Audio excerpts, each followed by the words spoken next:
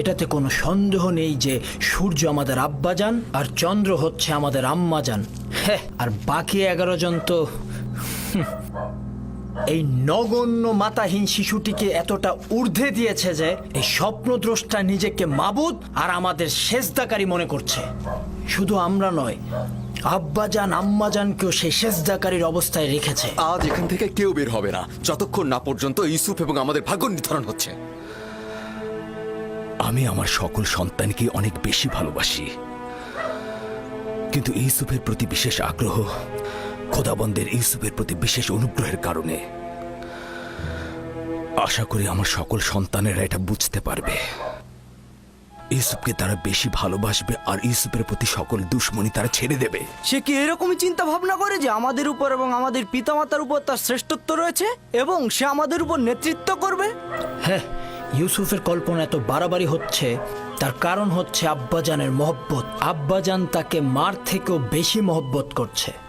আমি জানি না আব্বাজান তাকে কেন এত বেশি ভালোবাসে। আব্বাজানকে কি ইউসুফ আমাদের চাইতে বেশি ভালোবাসে? এই খানদানের সকল কার্যক্রম আমাদের হাতে। ফসল ফলানো, ফসল চাষ সব আমাদের হাতে। ভেড়াগুলোকে চরণভূমিতে নিয়ে যেতে হবে, নেকড়ের হাত থেকে রক্ষা করা, খাদ্য সামগ্রী, কৃষিকাজ, জল সরবরাহ, ভেড়া পালন সব আমাদের হাতে। আব্বাজান আম্মাজানের সকল মহব্বত তার প্রতি, এমনকি ফুপুমাও তাকে নিয়ে মহব্বতে মেতে উঠেছে।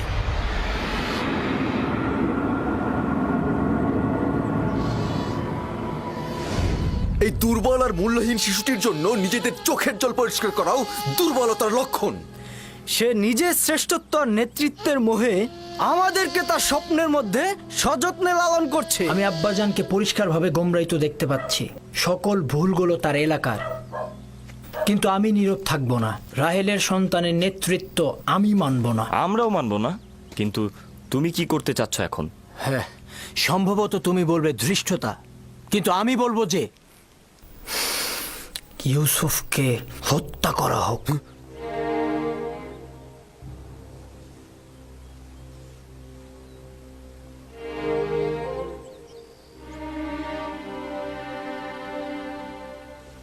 এই কথা খুবই বিপজ্জনক। এই কথা আর কখনো মুখে আনবে না তুমি। কেন আমি মুখে আনবো না লাবি? এরকম বৈষম্যমূলক আচরণের জন্য আমাদের আব্বাজানকে শাস্তি দেওয়া হবে, আর রাহেলের সন্তানের নেতৃত্বের আকাঙ্ক্ষাকে কবর দিয়ে দেব। যদিও আমি তোমার মতো এতটা দৃষ্ট নই, কিন্তু আমি তোমার এই সিদ্ধান্তের সাথে একমত। হ্যাঁ ঠিক, আমিও তোমাদের সাথে একমত। যখন ইউসুফ জন্মগ্রহণ করলো তখন সকলের দৃষ্টি তার দিকে চলে গেল, আর এখন সব মহব্বত তার দিকে। আমার ধৈর্য শেষ। আমি আর কতক্ষণ ধৈর্য ধরবো? আব্বা আম্মার সামনে তো তাকে কিছু বলাই যায় না। এসব কি বলছো তোমরা? ভাইকে হত্যা ও আব্বাজানের ওপর নফরমানি, এটা বড় ধরনের গুনাহ। নির্ঘাত জাহান্নামের শাস্তি পাবে তোমরা। উফ, ওইটার কথা আমি ভেবে রেখেছি। হত্যার পরে ভালো করে তওবা করে নেব, আর বেশি বেশি করে খোদাবান্দাকে স্মরণ করব, তার কাছে ক্ষমা চাইব। তিনি ক্ষমার প্রতীক, আর তিনি ক্ষমাও করবেন। যেমন করে সকল গুনাহগারী চিন্তা করে গুনায় লিপ্ত হব, গুনাহ করব, আর তওবা করলে গুনাহ ক্ষমা হয়ে যাবে। এটা ছাড়া আমাদের আর কোনো পথ নেই। ইউসুফের মৃত্যুর পর আমরা আব্বাজানের কাছে কান্নাকাটি করে ক্ষমা চাইব, তিনি আমাদের ক্ষমা করে দিবেন। যদি খোদাবান তওবা করার পথটি কঠিন করে দেয়, তবে গুনাহকারীর জন্য তওবা করাটা সহজ নয়। আর যদি তওবার তৌফিক না পাই, তবে কিয়ামত পর্যন্ত আমরা সবাই গুনাহগারী থাকব। আর এটা ভবিষ্যৎ প্রজন্মের জন্য লজ্জাজনক হবে যে আমরা পয়গম্বরের সন্তান হয়ে ভাইয়ের রক্তে সিক্ত হয়েছি। আমিও লাবির কথাই একমত পোষণ করছি, কিন্তু আমার কথা হচ্ছে, লাবি কি ইয়াহুদার চেয়েও ভালো পথ বের করতে পারবে যাতে হত্যার প্রয়োজন হবে না? সব সময় নিজেকে দূরে রেখে বিরত থাকার খেলাটা না খেলে যদি পারো সমাধানের পথ বের করো। আমাদের আসল সমস্যা তো ইউসুফের প্রতি আব্বাজানের অতিরিক্ত মহব্বত, তাই না? হ্যাঁ ঠিক তাই। এখন বলো তাহলে কি করলে সমাধান মিলবে, বলো। যদি তাই হয়, তবে এমন কাজ করো যেন ইউসুফের প্রতি আব্বাজানের মনোযোগটা একদমই কমে যায়। আর এইভাবে কিছুদিন চলতে থাকলে ইউসুফকে আব্বাজান এমনিতেই ভুলে যাবে, আর তার দৃষ্টি এসে পড়বে আমাদের উপর। এটা সম্ভব নাকি? আব্বাজান তো সবসময় তাকে চোখে চোখে রাখে। তো ঠিক আছে, আমরা অন্য কোনো উপায় বের করি, কিন্তু এটা মেনে নিতে হবে যে ইউসুফকে হত্যা করাটা সমাধান নয়। অতএব ইউসুফকে আব্বাজানের কাছ থেকে দূরে সরানোর পথ বের করতে হবে।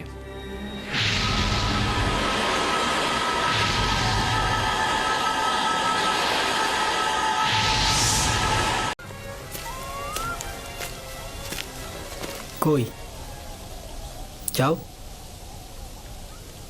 আব্বাজান এই দিনটাতে ইবাদতে মশগুল থাকেন, তার ইবাদতে ব্যাঘাত ঘটানোটা আমাদের ঠিক হবে না। আর তাছাড়া ইবাদতের সময় তিনি অন্য কোনো কাজ করে না। মাগফিলে একা থাকাটাই তো আমাদের উদ্দেশ্য, আর এই সুযোগটা আমাদের কাজে লাগাতে হবে। আজকেই তাকে শান্তিপূর্ণ অবস্থায় কোনোরূপ ঝামেলা ছাড়াই কথা বলা যাবে। যাও, তোমরা কথা বলে এসো।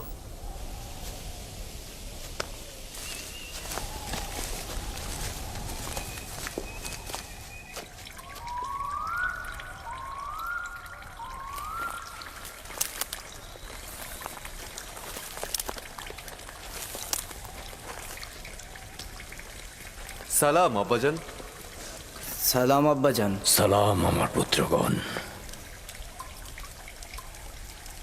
নিজের মাবুদের জন্য নির্জনতা বেছে নিয়েছেন। আমাদের জন্য দোয়া করবেন আব্বাজান। তোমাদের জন্য সবসময় আমার হাত খোদাবন্দের দরগায় থাকে।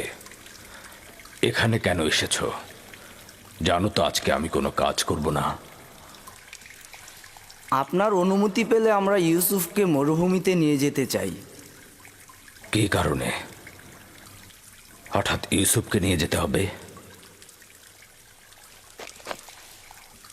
তেমন কোনো কারণ নেই আব্বাজান। এই ইউসুফ আমাদের সাথে একটু মরুভূমিতে গেল, আমাদের সাথে একটু খেলাধুলা করলো, আর তাছাড়া ওর তো একটু অভিজ্ঞতারও দরকার আছে, তাই না আব্বাজান?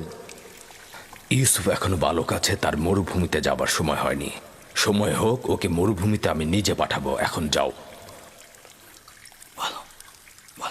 আব্বাজান, আমরা কথা দিচ্ছি তার প্রতি সতর্ক থাকবো। জি আব্বাজান, কথা দিচ্ছি। বললাম তোর সময় হয়নি, এখন তোমরা এখান থেকে যাও। যাও।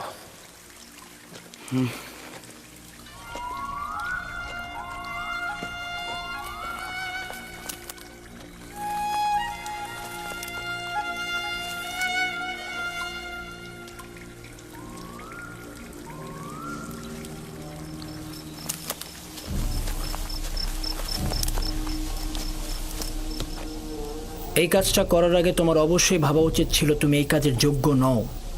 হ্যাঁ, তোমার এত যোগ্যতা থাকলে তুমি গেলে না কেন? এটা কি পয়গম্বরের বংশধরের নমুনা?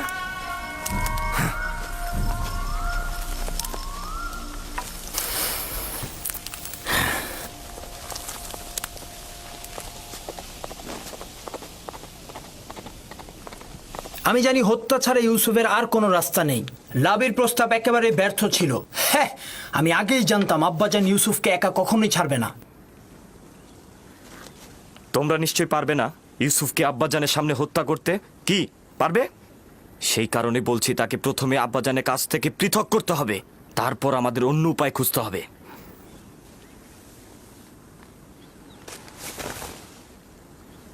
আমি একটা উপায় খুঁজে পেয়েছি।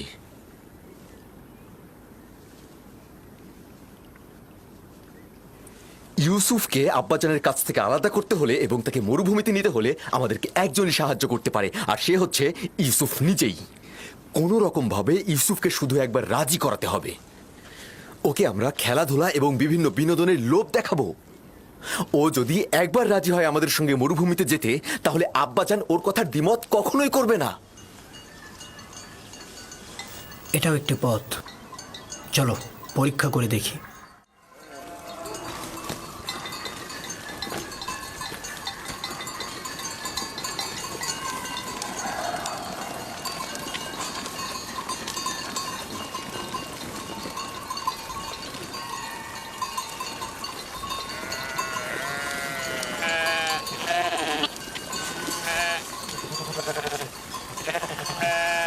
ইউসুফ, তুই কি সবসময় বাড়িতে বসে বেনিয়ামিন আর দিনের সাথে খেলা করে সময় কাটাতে চাস? জি, আমি দিনেও বেনিয়ামিনের সাথে খেলা করতে ভালোবাসি। আরে আমিও তো তোর সাথে খেলা করতে ভালোবাসি, কিন্তু এই খেলা সে খেলা নয়, এটা পাহাড় ও মরুভূমিতে খেলা। ব্যাপার কি, পশুগুলোকে বের করছো না? না, ভাইদের জন্য অপেক্ষা করছি।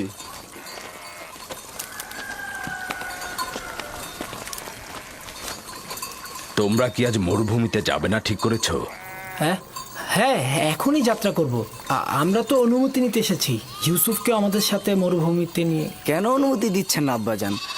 আমাদের সাথে গেলে ওরও একটু ভালো লাগলো, বিনোদন পেলো, আর আমাদেরও কাজে সহযোগিতা হলো। মরুভূমি যে এত সুন্দর আর চারিদিকে বিভিন্ন রকম ফুলে ফলে ভর্তি। আর তুমি কি কখনো তামেশা ফল খেয়েছো?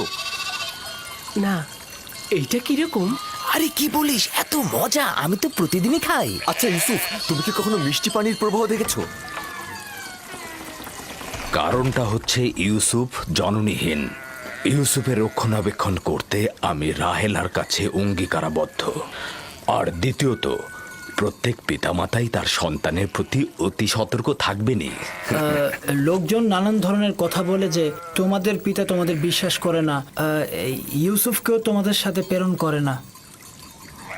আজ না হয় ইউসুফ ওদের সাথে যাক, তাহলেই তো মানুষের কটু কথা বন্ধ হবে। ইউসুফ এখনো বাচ্চা রয়েছে, তাছাড়া আমি এটা ভালো করে জানি মরুভূমিতে যাওয়া, কাজে অন্বেষণ করা ইউসুফের জন্য উপকারী ও শিক্ষামূলক। কোনো শিক্ষাই তাড়াহুড়া করে হয় না, কিন্তু তোমরা তাড়াহুড়া করছো। কিন্তু আমরা তো আরো ছোট থাকতে মরুভূমিতে গিয়েছি। তোমরা তো একা যাওনি, আমিও তোমাদের মতো করে ইউসুফকে নিজে সঙ্গে করে নিয়ে যাব। ক্রমান্বয়ে কাজ শেখাবো, কিন্তু একা পাঠানো মোটে সহিও নয়। আব্বাজান, আমরা কিন্তু পারবো ওকে কাজ শেখাতে। আর আমরা কিন্তু ওকে বড় ভাইয়ের মতনই স্নেহ করে থাকি। দেখো, আমিও চাই ইউসুফ বেড়ে উঠুক, কর্মদক্ষতা ও অভিজ্ঞতা তারও হোক, কিন্তু এখনো অনেক ছোট। পিতামাতার মহাব্বত ও খেলার সঙ্গীদের ছেড়ে সারাদিন রোদের মধ্যে থাকবে কি করে? আর তাছাড়া তোমাদেরও এখনো বায়না করার সময় আসেনি যে তোমরা তাকে এখন মরুভূমিতে নিয়ে যাবে। আমরা তাকে এত আনন্দে রাখবো যে আপনার কথাই বাড়ির কথা সে ভুলেই যাবে। ইস, কি যে মজা, ঝর্ণা থেকে পানি পান আর নাহারে খেলা। আরে আমরা সব ভাইরা মিলে একসাথে মজা করব, বিনোদন করব, খেলা করব, কুস্তি লড়বো, কি যে মজা হবে। আর আমরা তো সেখানে প্রতিদিনই গরম দুধ আর গোস্ত বিরিয়ানি খাই। আমরা বুঝতে পেরেছি আব্বাজান আমাদের বিশ্বাস করেন না। তোমাদের প্রতি আমার বিশ্বাস রয়েছে, কিন্তু মরুভূমির নেকড়েদের প্রতি কোনো বিশ্বাস নেই। তোমরা তোমাদের কাজে মশগুল থাকলে আর ইউসুফ যদি গাফিল হয়ে যায়, তাহলে নেকড়েরা তাকে আক্রমণ করতে পারে। আর তাছাড়া তো আমি খোয়াবেও দেখেছি নেকড়েরা ইউসুফকে আক্রমণ করছে। এটা কি আপনার বায়না ছিল আব্বাজান? আপনি তো নিজেই ওই নেকড়ের সাক্ষী ছিলেন, তাই না? আর আমরা 10 জন শক্তিশালী ভাই থাকতে ইউসুফকে কিভাবে নেকড়ে খেয়ে ফেলবে? তার মানে কি আমরা অক্ষম ও দুর্বল? নিজের ভাইকে নেকড়ের হাত থেকে রক্ষা করতে পারবো না? আব্বাজান, আমাকে ভাইজানদের সঙ্গে মরুভূমিতে খেলতে পাঠান না।